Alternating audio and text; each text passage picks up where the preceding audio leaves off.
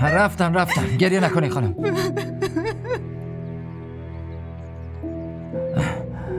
رفتن خانم، رفتن دیگه، گریه نکنین. نه ترسین، من اینجام.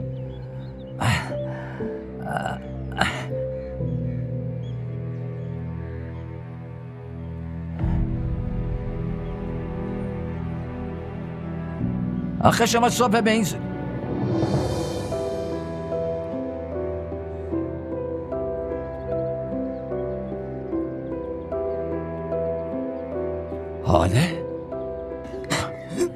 حاله تو اینجا چی کار میکنی؟ اینجا چی کار میکنی؟ من از خونه بیرون انداخت. از خونه بیرون انداختن چی؟ زنمو. چرا؟ دیشب بعد از اینکه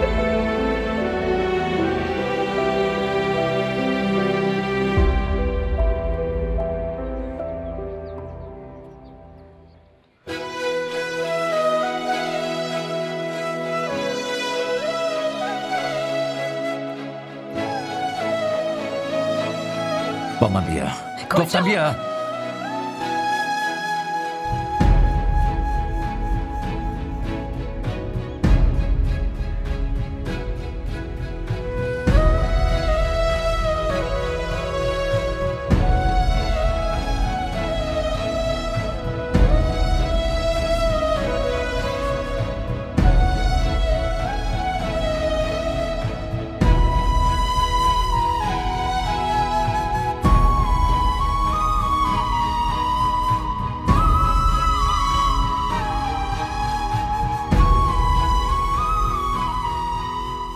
چی شده؟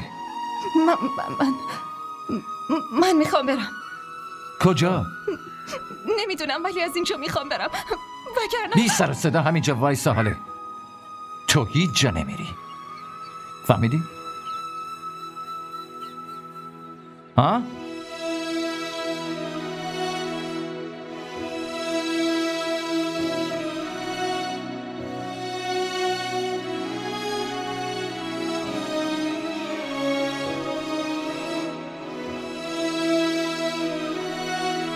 کسی گوشی منو ندیده؟ نمیدونم کجاست، از صبح دارم دنبالش میگردم. حتما با خودش برده چون همه مدرکات توی اون بود.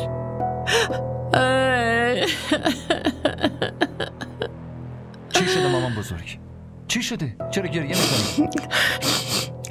پسرم نمیدونم حاله کجاست. اینا همشون میگن که حاله فرار کرده، اما من میدونم پسرم اون دختری نیست که فرار کنه. اون دختری نیست که بخواد خونش رو ترک کنه بره. نه. دختری نبود که فرار کنه عمه، اما وقتی از 4 طرف بهش فشار بیاد پس چاره‌ای به جز فرار نداره دیگه. خیلی وقت گذشته، نصف روز شده، حتما از اینجا دور شده. ببین پسرم تا وقت نماز صبح پیش من بود. بگرد حتما خیلی دور نرفته. برو اونو بیار خونه. میاری مگه نه؟ دیگه پیداش نمی کنی عمه جان. برو عزیزم زود باش برو. آوردمش مامان بزرگ، آوردمش، نگران نباش. آره حمزه کجاست پسرم؟ آره بیا داخل.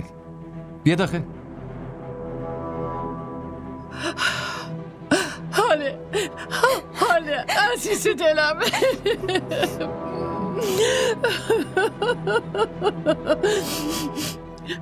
کجا رفته بودی عزیزم؟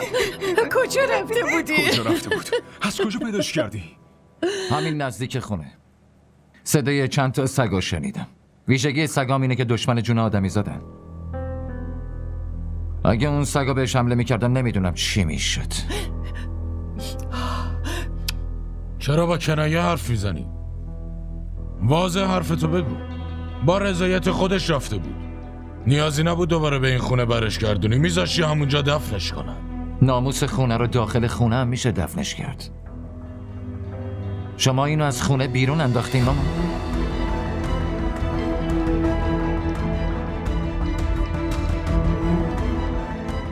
شهناز بیرونش انداخته؟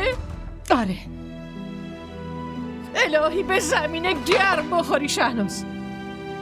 خدا لعنتت کنه. بیرون انداخته یا خودش رفته.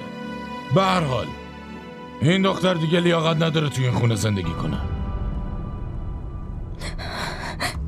اما داداش رسولون کجا؟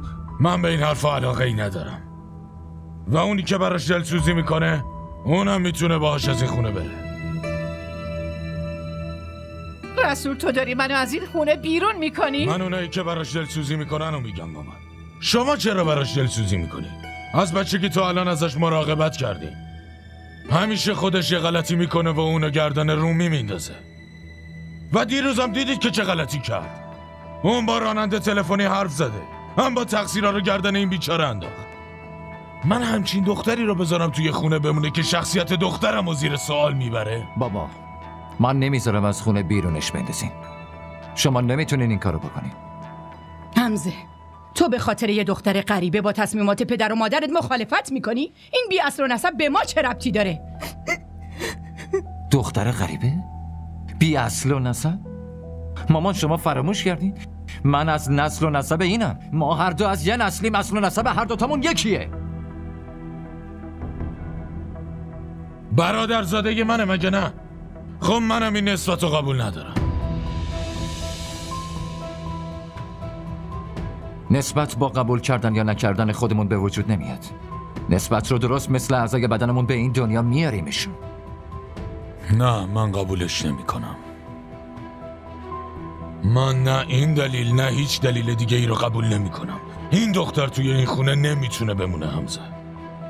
یکی با نفیس تماس بگیره یا هم کفش منو بده. منم با حاله میرم. شما هیچ جایی نمیرید مامان. فقط این میره. چون دیگه با این خونه هیچ ارتباطی نداره. حتی انسانیت بابا؟ آره. این همه سال انسانیتمو نشون دادم. در عوضش چی گیرم اومد ها؟ تازه من که همیشه به این شک داشتم. نمیدونم اصلا دختر نفیس هست یا نه. اونطور که مادرش ولگرد بود. رسول تو خجالت نمیکشی؟ کورم اگه اینو ببینه میگه این نوه رفت آراست. اصلا واسه چی باید خجالت بکشم ماما؟ خدا میدونه که نفیس گناه کیو گردن ما انداخت و رفت. چون اصلا پشت سرشو نگاه نکرد و یه خبرم نگرفت. حرفای زشت نزنین عمو جان. من دختر بابامم. زبون درازی میکنی؟ رو حرف من حرف میزنی؟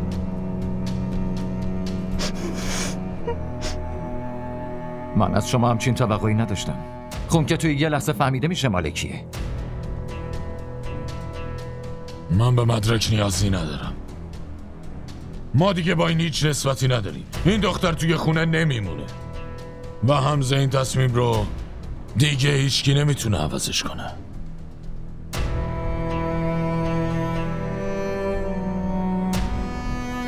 پس شما میگید بدون هیچ نسبتی نمیتونه توی این خونه زندگی دقیقا. باشه.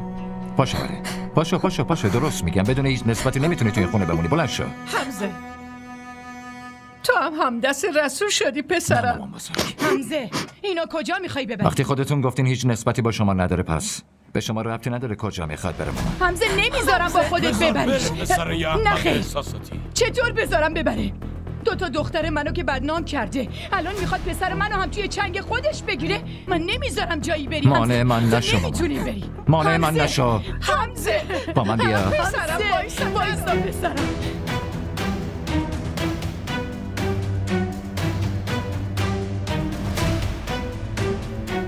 سریعتر بیا. حمزه منو کجا انقدر میبری؟ سوال نپرس. حمزه به حرفم گوش کن.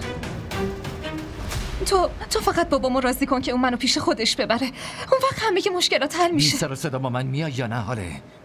با من بیا. حمزه بیا.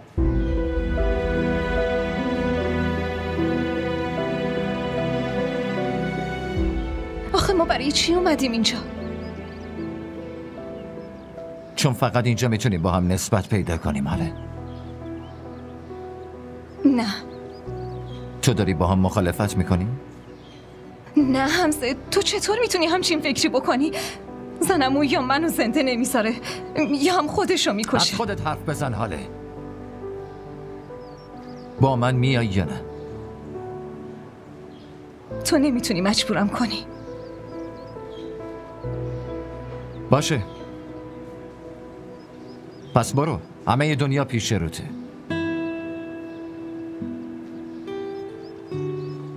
توی این دنیا هیچ کیو نمیشناسم. منو میشناسی حاله؟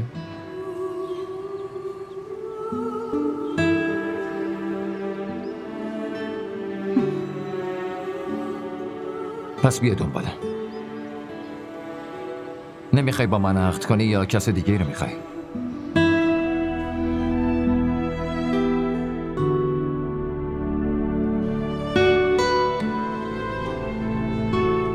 دارم ازت سوال میپرسم حاله. کس دیگه ای رو دوست داری یا به عقد من در میای؟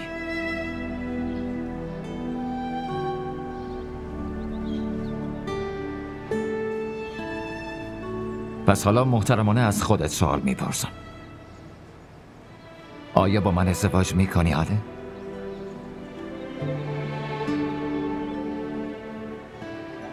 ولی زنم و عمو جان، مامان بزرگ، من از هیچ کدومشون نمیترسم حاله. من اینو نمیدونم که آدم خوبیم یا بد، نمیدونم. اشتباه برداشت نکن باشه؟ اما هرچی بابا امروز بهت گفت نباید میگفت.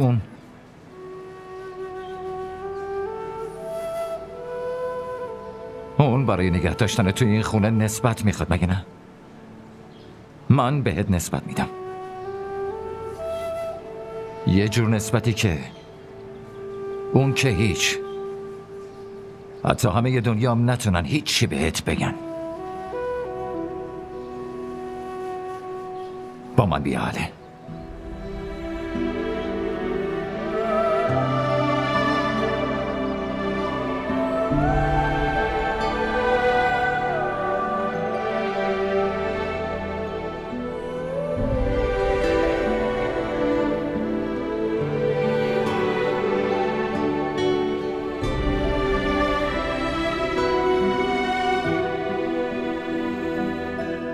آیا نکاح یه پیوند قویه حاج آقا؟ بدون شک هم پیوند قوی وجود داره و هم پیوند ضعیف. از ضعیف بودنش حرف نزنید. شما فقط اینو بگید که بعد نکاح آیا دیگه جای سوالی میمونه یا نه؟ نکاح جواب همه سوال هاست. پس ما رو به نکاح هم در بیارید. دوشیزه کیه؟ دختر عموی من هستن. من همه کارهای رسمیشو انجام میدم، شما فقط خطبه ما رو بخونید. برای نکاح به وکیل نیاز داره. حاج آقا اون دخترایی که وکیل ندارن یعنی نمیتونن ازدواج کنن آخه؟ معذرت میخوام، من شاید کم میدونم، میتونید به من راهنمایی کنید. این دختر عاقل و بالغیه. الله اکبر، من وکیل دختر میشم.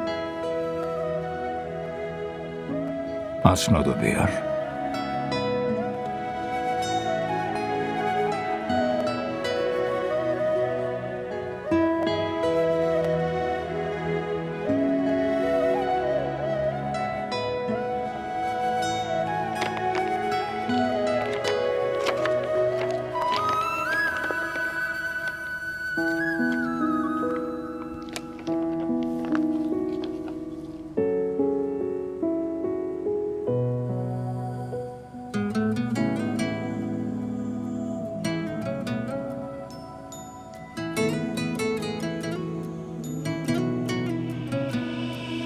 तस्वीर मन में बसी यार की तस्वीर पड़ी तेरे प्यार की قبول میکنم.